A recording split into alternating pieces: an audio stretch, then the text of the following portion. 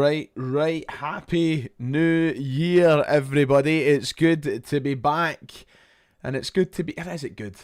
I don't know. I don't know if good is the word that I would use under current circumstances. But it's nice to see all of you for the first time in 2026. I've just realised that I've left the heating on up here for like the last... God, give me a second. Let me wheel back. You're getting a full view of me here. There we go. Sorted. Thank God I'm not sitting here doing my stream in my pants tonight. No, I'm joking. Hello, how are we all doing, ladies and gentlemen? It's good to be back. Happy New Year, everybody. Thank you for all the support in 2025. I'm going to address all of that towards the end of the stream. I've got some looking back to do. I've got some statistics about the year of 2025. It was easily, by a country mile, the most successful year I've ever had on the channel. And I'm very, very grateful for that. So let's hope for more in 2026. Let's keep growing the channel, and hopefully Celtic pick up their end of the bargain as the weeks and months go on. The chat is flying. The numbers are picking up. I'm going to try and get to as many of your points tonight to start off the year. We have a derby on Saturday, and for it being the first day of the year and usually one of those quiet days where people like to lie in their bed rough and companies don't really get up to much, there has been a lot of chatter about Celtic today. There's been a lot of rumours, there's been a lot of speculation, there's been a lot of suggesting this or that's happening. We're going to try and cover a lot of it, and we have so little time to cover all of it, so we're going to try and do that. Thank you, Mackenzie, for donating early in the stream, saying for anybody who wants to watch FM tonight, become a member. And that's right, we'll be doing a Football Manager stream later after this, 8 o'clock this evening. We're live for about 90 minutes or so, so if you want to talk about Celtic more there, you can become a channel member using the links below. Right, we've got a lot to talk about, so I see the chat flying, I see questions coming in. Today has been a hectic day online. If you've been following the rumours and if you've had WhatsApp beeping all day, there has been talk of emergency board meetings at Celtic Park. There's been talk of Martin O'Neill potentially returning to the club because of cancelled events with him tomorrow night. There has been talk of Celtic's first signing of the January transfer window being in Glasgow. Over the last, I would say, 2 or 3 hours in particular, things have started going very, very quickly. And there's a lot of things that need to be debunked and a lot of things that need to be discussed. I will come to the transfer story in a minute. Let's talk about Martin O'Neill. I hate to break it to you, ladies and gentlemen, and I hate to be the one that has to say it so brutally. He isn't in line to be the Celtic manager for Saturday, or in the very near future by the looks of it. There was a lot of talk tonight after Axom and Paul John Dyke's announcement, but it doesn't look as though it's amounting to much. So if you're wondering what happened, I'll bring it up on screen now if you're wondering where all the chatter came from. This was the tweet that Paul John put up earlier. We all know Paul John, great guy, and of course has the fantastic Axom doing great bits. And tomorrow night they had an audience with Martin O'Neill at the Bar is Art and Design at the BAD. That was cancelled. That was announced tonight at around 5:25 that the Martin O'Neill event had been cancelled. Paul John Dykes went on to say, "I'm sorry to report that our evening with Martin O'Neill at BAD tomorrow night has been cancelled due to unforeseen circumstances beyond our control. All ticket holders will receive a full refund automatically through Skiddle," and then obviously went on to say apologies for the inconvenience, and then of course it's just been cancelled due to personal or unforeseen circumstances was the phrase that was used. Now that got people talking. It had me talking in my group chat. I was straight away going, there's no smoke without fire. I've heard the talk of all these board meetings today. It seems very strange that would happen. So early days when I initially seen that, and I've not spoke to Paul John, so I'm not going to sit here and pretend that I have. I talk to him from time to time, and but I've not spoke to him about this in particular. I'd imagine that he's been told to keep his cards close to his chest in situations like this. Originally I was thinking that's got to mean something. Whether that means that, he's coming back tomorrow or after Saturday. Then another photo emerged and another statement emerged about a Martin O'Neill event that was meant to happen tomorrow as well at the Coachman Hotel. Don't know where the Coachman Hotel is, by the way, but this was put on their Facebook that the Coachman Hotel had to rearrange theirs from tomorrow to Monday. He wouldn't be rearranging an event to Monday night if he was going to be the Celtic manager, ladies and gentlemen. So I don't know if that one is as public knowledge as the Martin O'Neill, as the Paul John Dykes one. I think there's a lot of chatter going on around that, and people are getting very hopeful that he's maybe coming back in some capacity. The statement that was put out by the Coachman Hotel said, "An important event update, please read.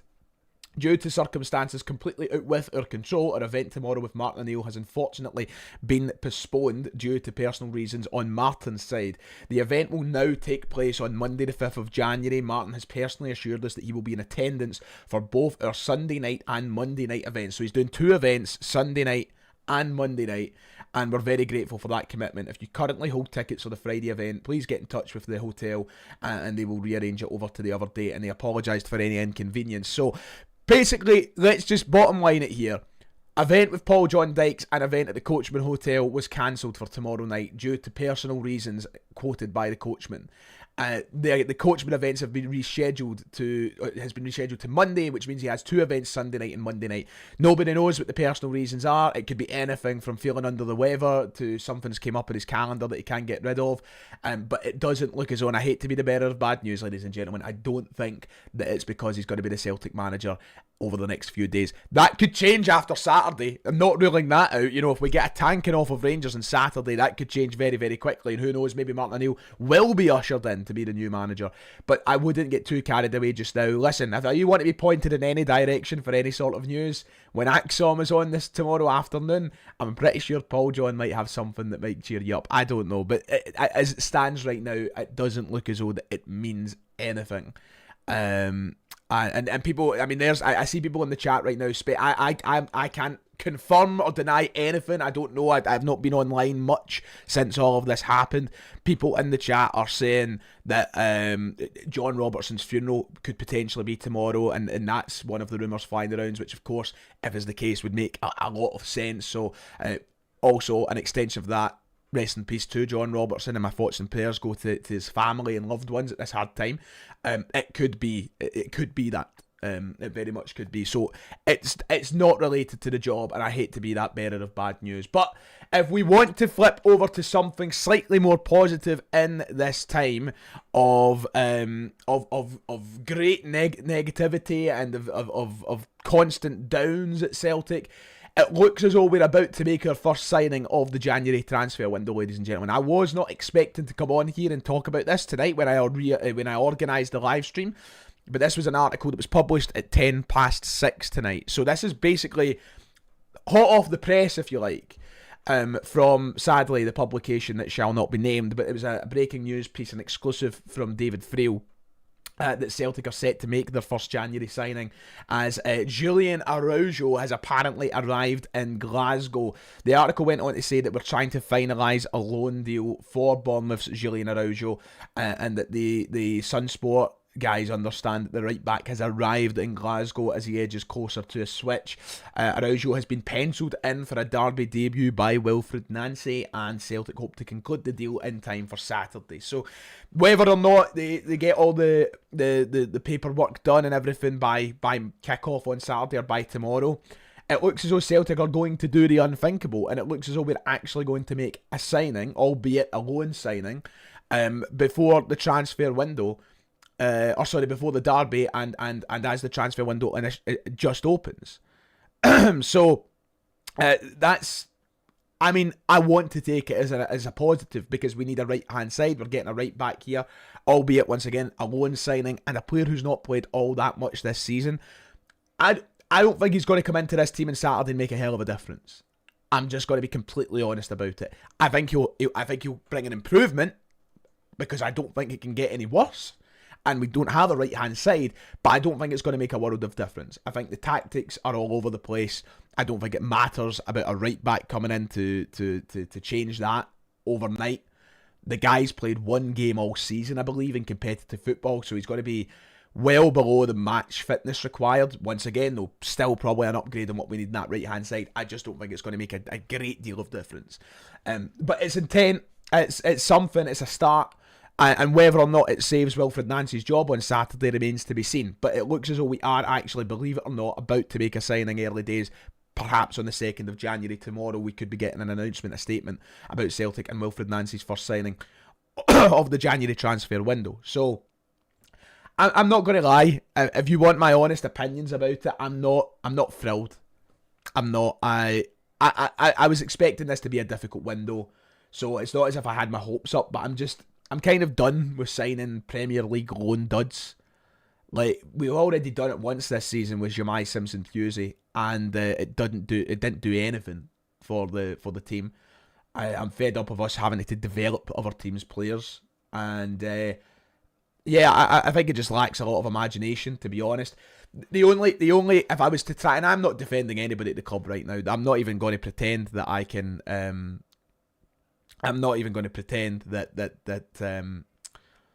there's any defending to do on anybody's part, whether that be the manager, whether that be Paul Tisdale, or whether that be this Celtic board.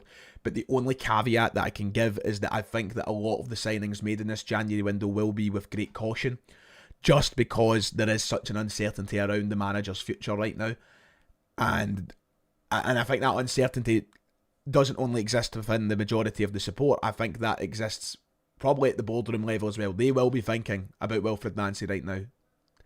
It doesn't matter what Michael Nicholson's came out and said a few weeks ago. They will have to. From a professional point of view, it would be total gross negligence if they didn't consider it. So I think a lot of these signings are going to be made with great caution and great scepticism, to be quite honest. I think that we're going to see loan signings, we're going to see cheap signings, we're going to see people that they maybe hope just fit into anybody's system, and I think they need further proof from the manager that they're ready to back him with millions of pounds, to be quite honest. So I'm not thrilled. But I'm hoping he makes a difference. I'm hoping that he's one of these guys that by the end of the season I can be going, oh, I'd love to sign him permanently. But I don't see it. I mean, I think they spent £9 million on him from Barcelona.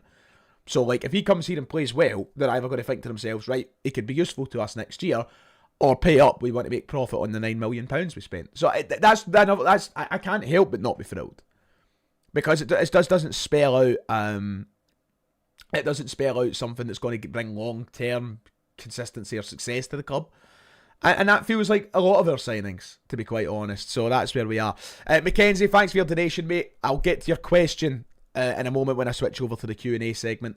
So that's one of the bigger stories tonight. Julian Araujo will probably be announced as a Celtic player tomorrow, if all things go well with the medical, with the paperwork, and or anything like that.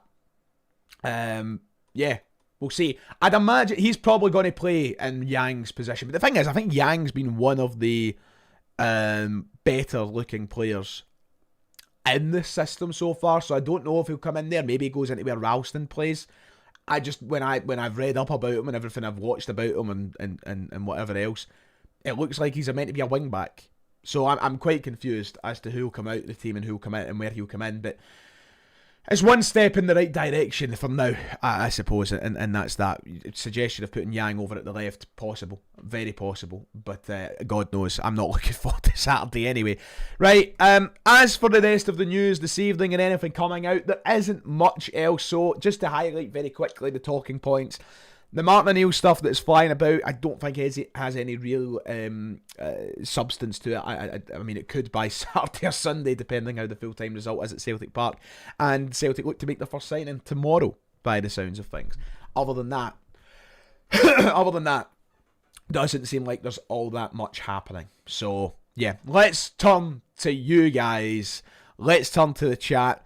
I'll try and get to as many of you as I possibly can. And I'll try and keep things as upbeat as I possibly can. But I think I've made all of my feelings clear over these last couple of days. I'm not going to hide behind anything or beat around any bushes. My thoughts have been made clear. They haven't changed. It's not like I've had time to settle and had time to calm down a little bit. No, I still feel like drastic changes needed every area at Celtic, including the manager. So to come back to Mackenzie's donation a moment ago, do I think there's any way back for Nancy? I still, in my heart of hearts, want to be... I mean, I was thinking this today before I streamed. I was like, imagine in a year's time he somehow turns it round and we're looking back on all of this and we're just laughing.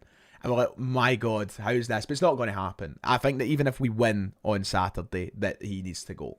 He needs to go. So, I don't think there is any way back. I think that this is it doesn't matter now about fixtures or difficulty or state of the squad.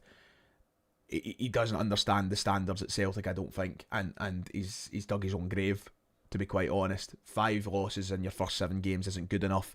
Scraping over the line against Livingston isn't good enough. Beating a 10-man Aberdeen isn't good enough.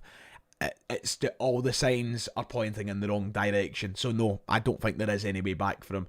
I still would love for him to turn it round because I want Celtic to succeed.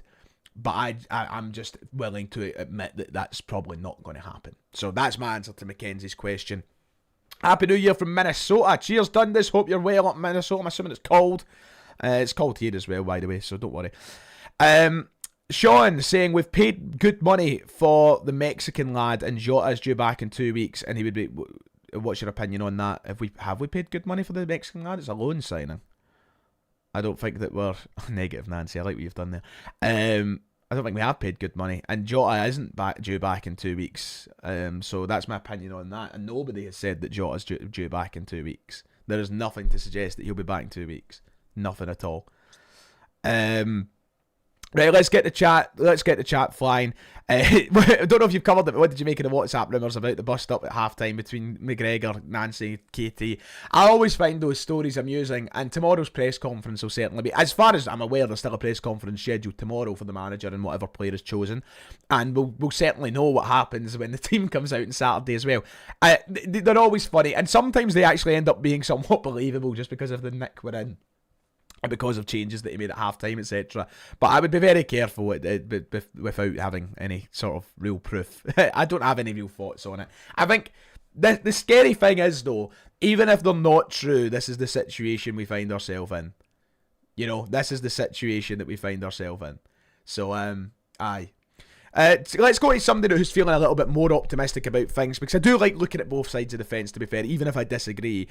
Mortal saying back the manager. If he gets the players he needs, we play well. I know it's just been Christmas and you need the money, but clickbait ain't worth it. It's nothing to do with clickbait. I've never clickbaited in my life.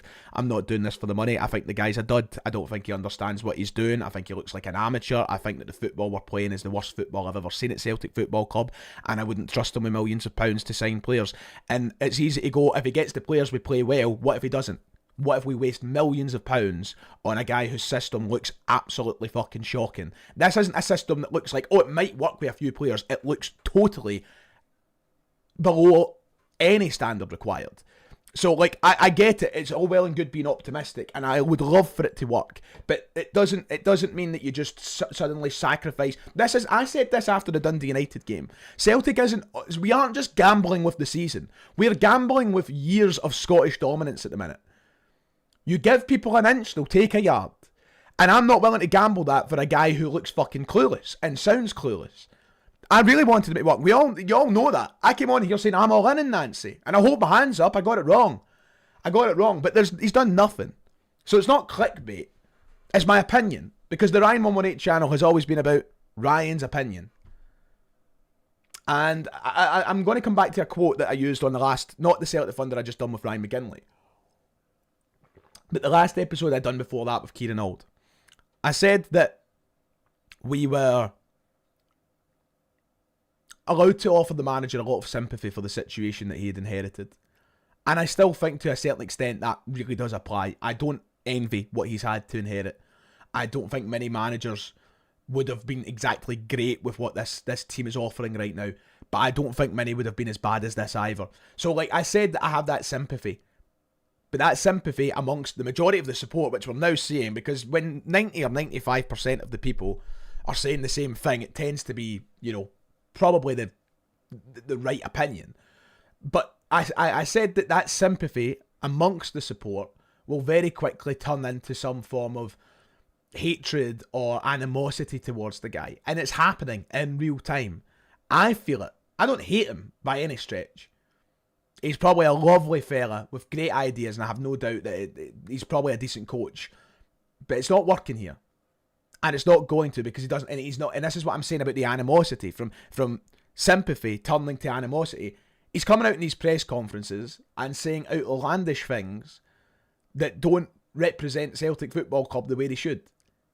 I don't think he can handle the pressure. And when something looks really broke, I don't think there's a point in trying to save it. And I don't think Saturday's got... I mean, If we lose to Rangers on Saturday, there's surely no leg to stand on, especially if we lose badly, which I think is a real possibility. Rangers are an organised team at the minute. They're not a good team, but they're organised. They look as though they have a tactic. Ours is chaos. Unorganised chaos. And I cannot change my mind on that. I've never seen Celtic play so poorly in all of my life. And I know I've had a lot of people, a lot of Rangers fans in particular, tuning into my comment section these last couple of days talking about entitlement and spoiled and wouldn't be able to handle it if we were in their shoes. I know I wouldn't be able to handle it if I was in their shoes. In fact, I don't know how they've been able to handle it. The reason that they're in the state they're in is because they've allowed it to happen for so long. This is why Celtic are in the position they are in, they have been for years, because we have to stand up to situations like this. Because we have to make sure we demand better from our football club. We've had a firm grip on Scottish football for the best part of 25 years because of the standards that we've set at this club. And those standards are slipping away very, very quickly. Very quickly. In every area. That's not just a manager thing. So I don't want people thinking that I'm just blaming him. I'm not. I know where the majority of my blame lies. And it's on the ones at the top. But the manager isn't innocent. The standards are slipping everywhere. And these players, who are terrible, are clearly showing the effects of poor coaching. So, I just think that it looks like something that is, it looks as though we're bleeding out, and we're just letting the corpse breathe for as long as possible. Not even the corpse, because it's not dead yet. You're letting the body breathe with the very little fucking oxygen left in its body, and we're waiting for that final breath, and we should be doing the nice thing and putting it out of its misery. That's what we should be doing. That's what Celtic feels like right now. And there's a reason that I think there's a total unanimous opinion emerging within the support. I don't know many people who are still wanting Nancy to stay. I don't. And I think there's a very, very well determined reason for that. Anyway, thank you to Kevin for becoming a supporter of the channel. Thank you, brother. I hope you're well. Happy New Year. Killing Nancy. God almighty. Let's see. Hi, Ryan. Do you know if the Green Brigade are back for Saturday? No, they're not, Aidan. They're not back. They've got an indefinite ban. It won't be lifted anytime soon.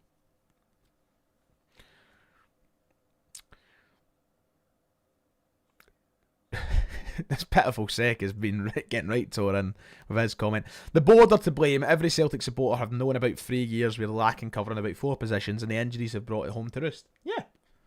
Can't disagree with that. Once again, I don't think there's an innocent party at the club. I don't think you can point to anybody who's innocent at the club that has any finger in the pie of the footballing business. You know, whether that's the CEO or the director of football operations, whatever Tisdale goes by, or the coaches or the players. Nobody's innocent. But they are, of course, over the extended period of time that Celtic exist in, they're the main to blame. Is he a wounded animal? Yeah, feels like it. The massive issue is the board have let the team decay year after year. Should have been miles ahead now. We are going more than likely to finish third or worse if things don't change. I still truly believe that we'll still finish in the top 2. But that's it's like, you know, if we don't do something quickly, that's not going to last. And I've said that after the Motherwell game, I was like, I'm not saying there's a guarantee Celtic win this league anymore, even though I was saying that right up until like God knows how long. I fear the board will give him a transfer window. I don't know. I'm kind of caught in two minds. I think it is dependent on how Saturday goes. If we lose, I'll be stunned if he's still here on Sunday if we lose. I'll be stunned because the place will be toxic and the board will be getting it stinking.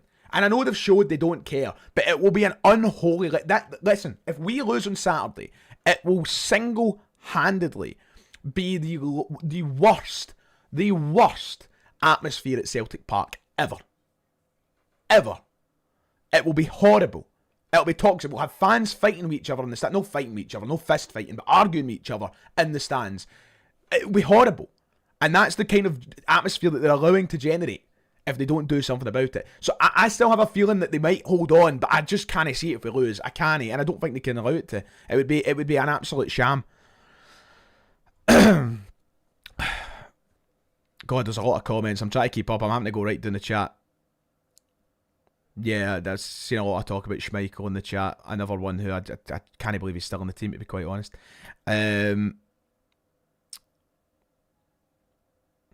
Imagine the feeling when the lineup comes out and he's reverted to 4 at the back.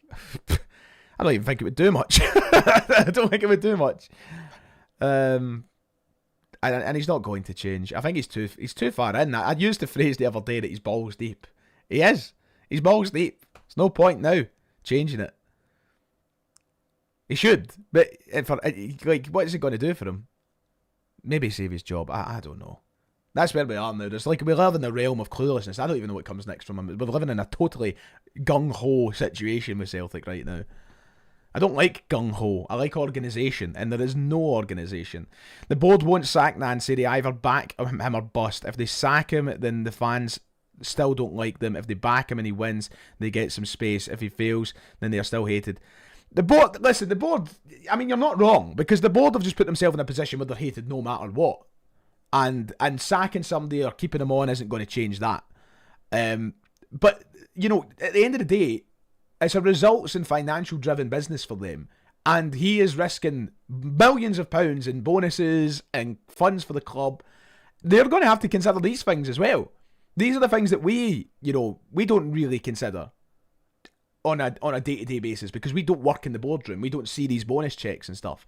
But if you're telling me that there isn't a part of Michael Nicholson or Chris Mackay going, this guy's going to do us a millions at the end of the year, they are having these conversations. They're money-hungry, greedy bastards. And they will be thinking about that. There's no doubt in my mind. Because they've showed for the last decade that all they care about is their checkbooks and their bonuses. So if there's a risk of any of them going down, they're certainly going to talk about it. A part of me thinks that Desmond will be enjoying this, seeing how much the fans are annoyed and expected a statement on how all of it's our fault. Wouldn't put it past them. I don't think he's necessarily enjoying it. I think he just doesn't care. I don't know if he's ever cared. He's too busy playing. He probably has no idea what's going on. He's probably playing golf with his next DJ, David Guetta, or something. We'll wait and see. Martin, the only thing I can say in reply to that, right, is I get it. Because Celtic have got better players, we simply should be winning the league, right? What if we lose at the weekend and Rangers tie us on points? Do we have any right to, any of our fans have the right to sit and go, we'll still win the league? No, we don't. There's such a long way to go. And Celtic are going to drop so many more points. We were beaten 17 times in 2025. That's not going to dramatically decrease automatically at the start of 2026 just because we've turned into a new year. So I don't know if we can just come out and say we'll win the league. I don't think it's a guarantee. It was still, to me, maybe not even a guarantee, but it was still very certain in my eyes maybe 5 or 6 weeks ago. Not now, because I cannot watch, and I think that it's a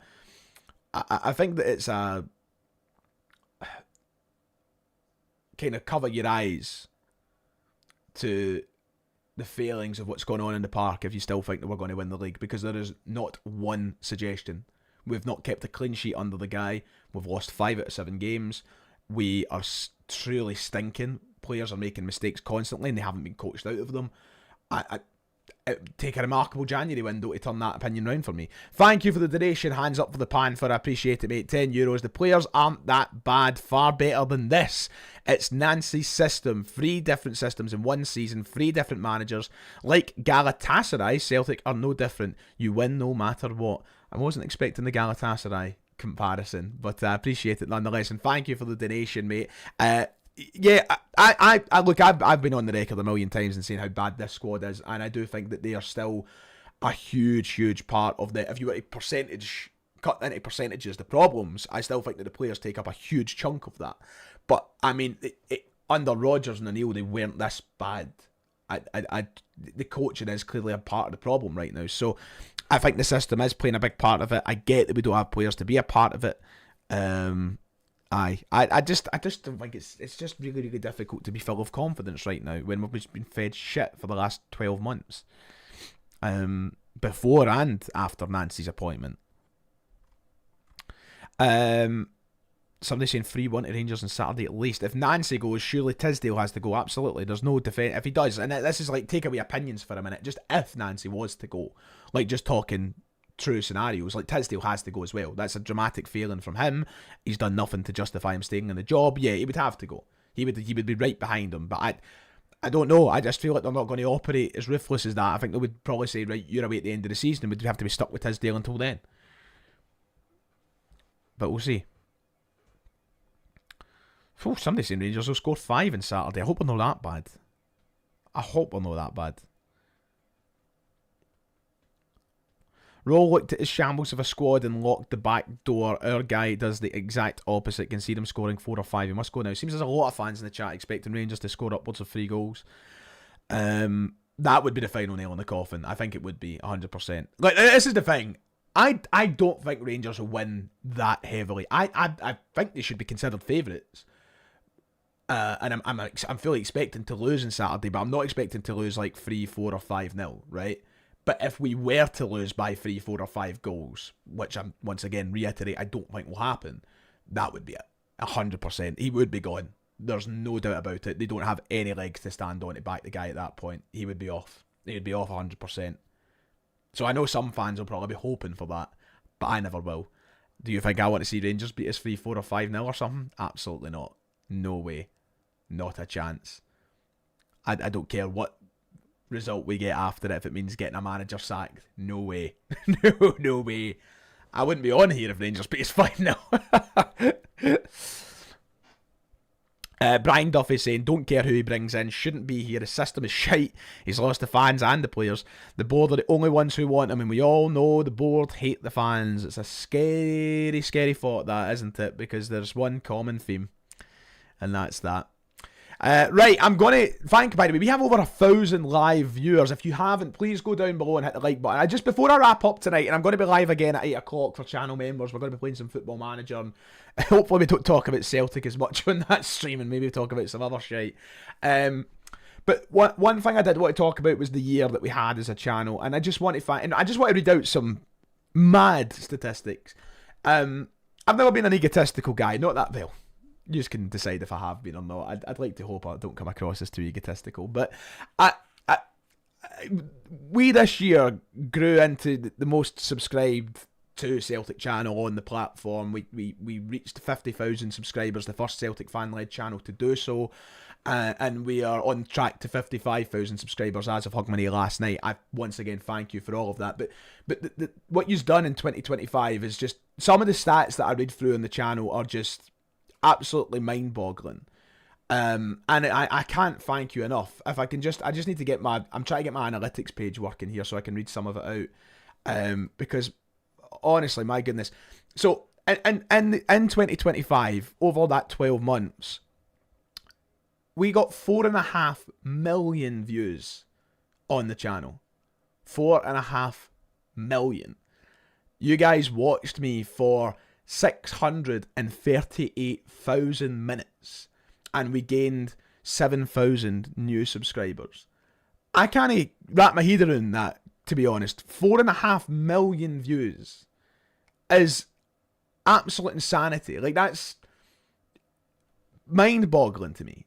And honestly, like, sometimes I come on here and I know I talk shite. That's been always the point in this channel. The whole point in this channel is Ryan giving his opinions on Celtic, whether you agree with them or not. It's never been a channel with Celtic in the title. It's never been a channel that's meant to represent it's never meant to represent the club or what I feel are the general views of the club. It's always meant to be just representing me and my thoughts. That's what I always set out for it to be in 2015, 2016 when I started this channel. And it was just the best year that I've ever had. 4.5 million views. That's nuts. Why he's watching me, I don't know, but I appreciate it. I appreciate the hell out of it. So thank you for all of your support. I hope that you stay with me through 2026 and beyond. I'm very lucky. I'm very blessed to do this full time, and I hope that continues. So I truly do appreciate it, ladies and gentlemen. I really, really do. And I wish you all the best for 2026, for your families, for your loved ones, and hopefully Celtic turn a corner sometime soon, and we get out of this wee rut that we're in. So thank you, ladies and gentlemen, for joining me tonight. I'll be back on the channel tomorrow for my Derby preview. And back to business, back to normal now. The festive period is done and out the way. So take care, everybody. I'll see you later on. Cheerio.